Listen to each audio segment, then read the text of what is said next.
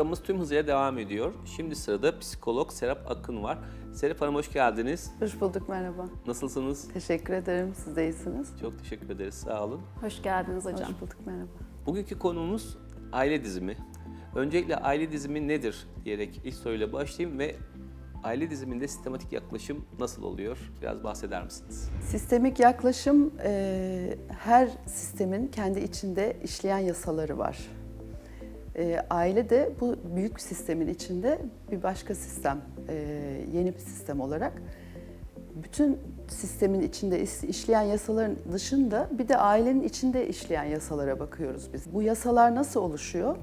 Etnik köken, yaşadığı coğrafya, insanların yetişme biçimleri, kültürü, dini, ırkı, mezhebi hasebiyle bir takım görünmeyen kurallar öğretiliyor çocukluktan itibaren bizlere. Ve böylece o sistemin kendi yasaları oluşmuş oluyor aslında. Ve o sisteme uyumsuz davranan kişi sistemdeki yasaları ihlal etmiş oluyor.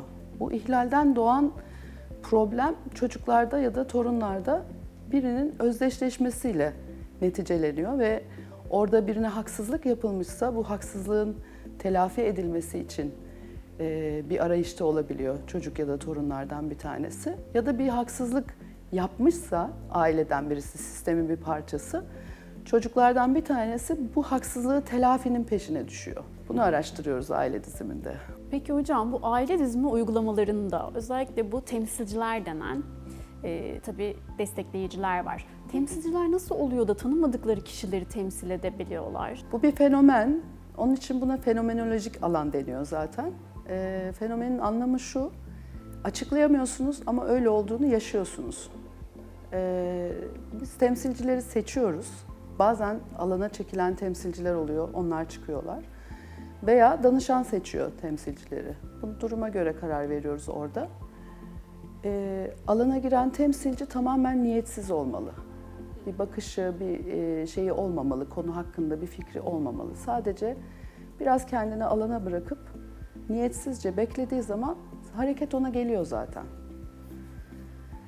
Ve temsil alanı çalışıyor. Kendi kendine oradaki enerjiyle beraber olan bir şey halinde. Yani biz buna enerji ya da şifa çalışması gibi şeyler söylemiyoruz. Çünkü öyle bir çalışma değil yaptığımız şey. Enerjiye bağlarsak işi biz şifacı durumuna düşeriz. Öyle bir iş değil yaptığımız. Orada sadece kişinin kiminle nasıl özdeşleştiğini görmek istiyoruz biz. Ve o temsilciler alana girdiklerinde uyumlanıyorlar ve hareket etmeye başlıyorlar. Hiç tanımadıkları insanlar gibi davranıyorlar, onlar gibi konuşuyorlar. Hareketleri, eylemleri öyle gerçekleşiyor ve izleyen kişi zaten o kişileri kendisi tanıyor sadece. Alana gelen kimse kimseyi tanımıyor. Peki aile dizimi ile danışanın getirdiği sorun hemen çözülüyor mu? Danışanın bunu ne kadar içselleştirdiğiyle ilgili sorunun çözülmesi. Ayrıca orada alanda temsilci olarak bulunan, danışmanlık yapan kolaylaştırıcı kişi ve izleyen kişiler kendi görüngülerini izliyorlar orada aynı zamanda. Yani sizin diziminiz yapılıyorsa sadece siz oradan bir şey almıyorsunuz, içselleştirmiyorsunuz. Diğerleri de kendi ailelerinden, kendi içlerinde orada buldukları benzer konularla ilgili içselleştirmeler yapıyorlar. Danışanın konuya ne kadar yargısız baktığıyla, düşüncelerden arınarak ne kadar konuyu içselleştirdiğiyle alakalı problemin çözmesi. Problemi biz çözmüyoruz aslında. O kendi içinde çözüyor. Peki bir dizimden sonra yeni bir probleme sahip olma gibi bir durum, yani yeni bir soruna sahip olma gibi bir durum söz konusu mudur? Dizimler hakkında mesela dizim sonrasında biz bu konuda konuşmamayı tavsiye ediyoruz insanlara. Dizimde ne oldu? İşte anne şöyle dedi, çocuk böyle yaptı, gördün mü? Falan gibi. Bunlar yargı getiren şeyler. Yeni bir sorun oluşturmaz ama dizimle ilgili içselleştirilecek olanı ortadan kaldırır.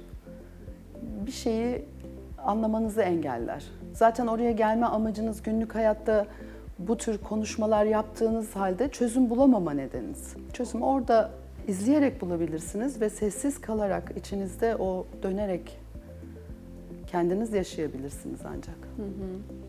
Peki alanda bulunan bir temsilci temsilden çıkamazsa bazı ritüel temsiller mi uygulanıyor? Ne Böyle yapıyor? yapanlar var. Temsil alanına giren kişi niyetsiz giriyor ve orada biz dediğim gibi niyetle şifa çalışması ya da biyoenerji veya işte reiki gibi şeyler yapmıyoruz. Birilerini iyileştirmeye çalışmıyoruz. Dolayısıyla orada öyle bir akış söz konusu değil. Niyetsizce giren alana niyetsizce çıkar. Yani oradan bir şey alıp götürmesi mümkün değil. Peki bu yapılan işlemde, bu aile diziminde amaç nedir ve ne hedefleniyor? Aile diziminde amaç kişinin günlük hayatında rutinlerini fark edip ama buna çözüm getiremediği durumlarda bize geliyor. Örnekler Mesela, anlatır mısınız? Evet. Bir kişi çok para kazanıyor, kaybediyor. Bir daha kazanıyor, bir daha kaybediyor. Yine kazanıyor, yine kaybediyor. Paraya giden yolu biliyor, o yolu buluyor, yine kazanıyor. Ama bolluk duygusu da var ama kaybediyor. Şimdi biz burada bakıyoruz, onun kendi yaşamında bu parayı içselleştiremeyecek, kabına sığdıramayacak, kabule geçemeyecek bir durum var mı yok mu? Önce kendisinden başlıyoruz, kendi hayatından. Orada bir olay, bir durum yoksa söz konusu olan, o zaman daha önceki nesillere bakıyoruz. Önce ebeveynlerine, daha sonra daha üst nesillere bakıyoruz. Kiminle özdeşleşti? Bu parayı neden alamıyor hayatına? Orada tutamıyor. Aslında belirli spesifik sorunlara da odaklanılabiliyor bu aile dizimi seanslarında. Bir konuyla geliyor zaten danışan. Danışan oraya bir konusu yoksa ben ona konu yaratamıyorum. Kendisinin bir konusu, bir sorunu olarak gördüğü bir şey varsa, onun uykularını kaçıran, rahatsız eden, bunu ben niye böyle yapıyorum tekrar tekrar, kendisi bulamıyorsa zaten geliyor ve araştırıyoruz birlikte.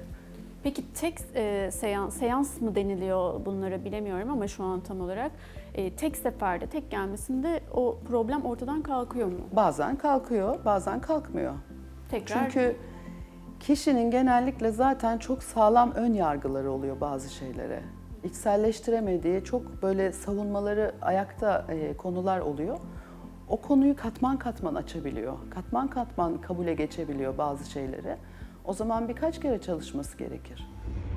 Peki hangi gruptan insanlar başvuruyorlar? Yani gruptan kastım yani daha ziyade psikiyatrik problemi olan insanlar mı? Yoksa normal hayatının içerisinde bir takım sorunlarıyla baş edememiş kişiler mi? Kimler başvuruyor? Şimdi psikiyatrik problemi olan bir kişiye bakmanız lazım önce. Her geleni gruba direkt alıp sokamazsınız. Bazı insanlar çok travmatiktir. Mesela 20-25 kere ameliyat geçirmiştir kişi. Narkoz almıştır ve kendi geçmiş yaşamında da çok problem vardır. O kişiyi eğer siz direkt aile dizimi grubunun içine sokarsanız retravmatize olur. Yani orada iyileşme göstereceğine, bir şeyleri fark edeceğine daha çok kaybolur aslında problemin içinde. Kimler peki başvurmalı? Kimler başvuruyor? Biraz daha farkındalığını geliştirmeye çalışan, daha içsel, yani bir şeyi fark ediyor ama onu içselleştiremiyorsa gelmesini ben tavsiye ediyorum. Diğer türlü içselleştirme hiç yapamayan kişilerin önce dizimlere temsilci olarak gelmesini öneriyoruz. Hem alanı deneyimliyorlar orada, hem temsilci nasıl olunuyor, o temsilci kendinden mi yoksa bir şey onu hareket mi ettiriyor, onu anlıyor bir kere.